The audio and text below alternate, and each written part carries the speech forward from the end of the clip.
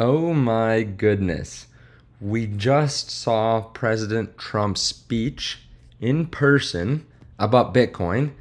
I want to go through what he said. I want to go through maybe you weren't able to make it to the event. I want to give you what was happening kind of behind the scenes that I don't see people talking about on Twitter. There's a lot going on. There's a lot of volatility as well. If you guys want to see future videos like this, hit subscribe, turn on the bell notification underneath the video. Also, let's just say this real quick. If you do want to trade cryptocurrency, there's a link underneath the video to Margex, where you can start trading using leverage. You can use all different forms of collateral. You can use Solana, USDT, USDC, Caspa, Bitcoin, Ethereum, all to trade Bitcoin.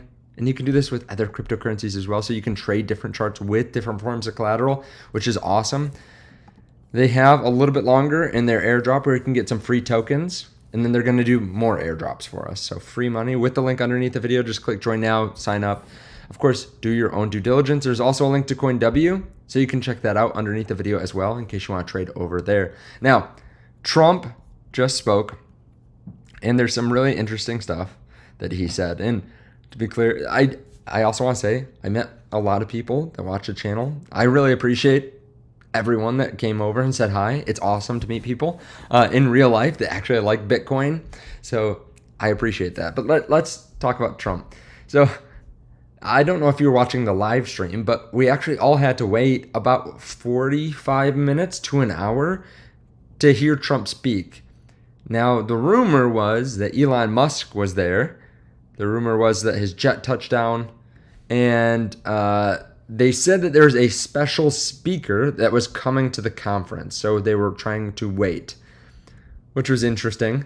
I'll be honest, there was no extra speaker, at least at the time of this recording. We waited a couple minutes after the speech was done, Trump's speech. I don't know who they're talking about exactly. I have a theory on what might have happened, but also anyone that was plugged into Twitter had more access than everyone at the event.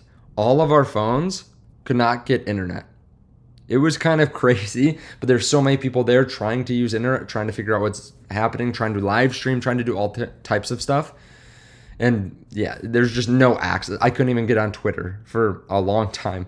So eventually Trump went on. And honestly, this morning I said there are a couple different things that can happen. And either it's a sell the news event, obviously, depending on what he says, or we continue up higher. So far, we did fall down pretty drastically, right? I mean, not exactly for Bitcoin, but 5% in a few minutes is high volatility. Not the worst that we've seen, but it is pretty volatile. And then we're back at 68, 69 now. Now, before we go into the specifics, I think this was maybe the second best version of this speech that I could have foreseen happening. Like, there's one thing that he could have said that would have made me think it was even better.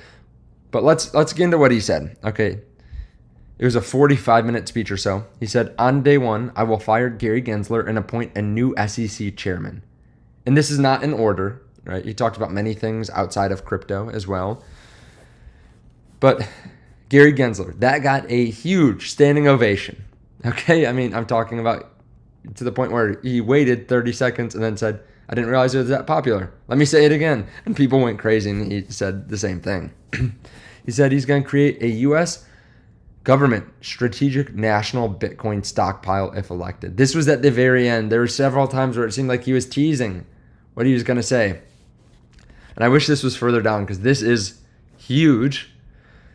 He basically said that they will keep 100% of the Bitcoin that the government owns. Of course, he actually said, essentially, they've been fumbling the bag. They've created the cardinal sin in Bitcoin, which is you never sell your Bitcoin. And that got a huge standing ovation. Right? So the U.S. government on the books owns about 210,000 Bitcoin. He says, we will not sell it. Okay. He also said, essentially, Bitcoin's going to the moon and to never sell your Bitcoin. He said that it will go higher than you expect. He says Bitcoin will one day probably surpass the market cap of gold. He reaffirms his pledge to commute Ross Albright's sentence, which got a huge ovation as well. There will never be a CBDC while he's president of the US. Bitcoin and crypto will skyrocket like never before if elected president. He compared his time in office to Biden's. Bitcoin's up about 50%. For him, it's close to 4,000% gains from 2016 to 2020.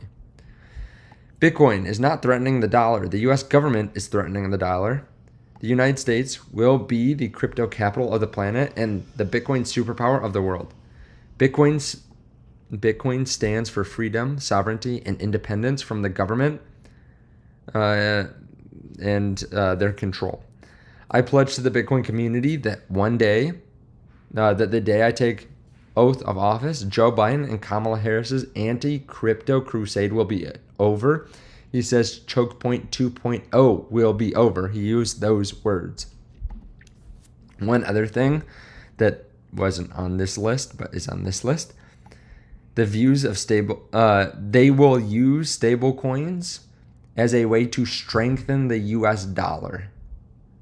That seems pretty fascinating to me because honestly, Bitcoin is massive, right? It's a massive benefit to society. Stablecoins are also a massive benefit to society. There are a lot of people that have currencies that are worse than the US dollar. And if they had stablecoins, that'd be hugely beneficial. And it is another use of crypto that gives legitimacy. So I think using stablecoins and the government being pro stablecoin is actually pretty huge, right? He said, again, like, we'll be the most pro crypto country. We want it before China, all that kind of stuff. It would have been nice to hear him say we want to get there before the UAE because really they're the ones that are leading the way right now, it seems. Everyone that's in crypto, heavily in crypto, in the Western countries are US or UAE, it seems like. Of course, there are people in other countries. I actually met a couple Bitcoiners from Ireland today. There are other people, but when you look at the concentration, those are two very heavily concentrated areas. Senator Loomis also, as soon as this was done, proposed the U.S. buy $1 million Bitcoin over 5 years. This would actually jive really well with the RFK will buy 4 million over 20 years, because this, I mean, we're talking about the same number of Bitcoin per year, actually, which is interesting that that's how the numbers worked out. Just one is for longer duration. RFK Jr. said that. And I will say, Trump kind of alluded to the fact that maybe they will be open to buying Bitcoin. He didn't exactly say that, but he said, up to this point, all the Bitcoin that we own has been confiscated. Up to this point. And the way he said it made me think, he's not saying it now, but I don't think it's out of the question for them to consider buying Bitcoin in the future. But I don't want to give too much hopium here, right? However, I do think that this was a very positive speech. I think almost every Bitcoiner is very happy with this speech. Again, not every Bitcoiner necessarily will vote for Trump. And we don't know Trump is going to be president. But just seeing someone that's in the lead for presidency saying almost everything you'd want to hear, except that the US is going to be buying Bitcoin. Like that they're going to actively buy Bitcoin. But basically, that's just highly positive, obviously, for the price of Bitcoin. And there are other things too that he talked about that would also help Bitcoin, like lower inflation, lower taxes. The reason why, that gives people more money, the everyday average person more money, and a lot more bandwidth to go buy assets like Bitcoin. So I think there were a lot of good points that were made that people are very happy about. Very, very happy.